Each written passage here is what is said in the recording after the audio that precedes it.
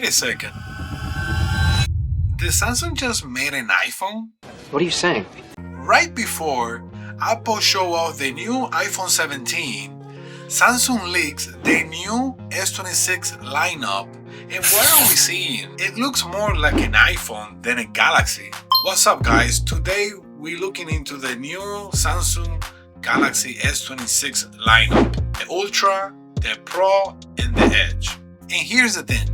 One of these phones looks like Samsung forgot to be Samsung and just copy Apple. First, the Ultra. This one looks good.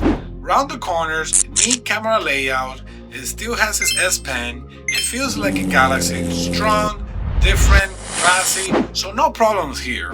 Then we got the Pro. Nice design, but only 3 cameras and the name Pro. Honestly, you expect more having that name in there, but it feels more like safe, so not bad, but not great either.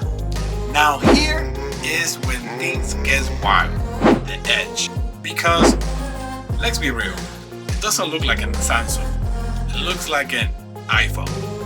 The camera bump, big and awkward, the shape almost the same as an iPhone design. But here's the kicker, Apple's design is not even original.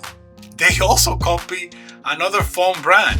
So now we got Samsung copying Apple, who copy other phone brands. That's like wearing my friend's hand-me-down shirt who got from someone else. So double hand-me-down style. What the fuck? That's what we're doing here. And this is the real problem. Samsung used to stand out, bold, bossy, confident, totally different from Apple. But now they chasing Apple's looks. I don't know why. And when Samsung starts to look like an iPhone, you gotta ask, is Samsung losing their identity? So here's the lineup. Ultra still feels like a Samsung. The Pro, safe, nothing new. Then you got the Edge, an iPhone in disguise. Tell me, what do you think? Is Samsung losing their style? Drop a comment down below. I'll be reading. Until next time.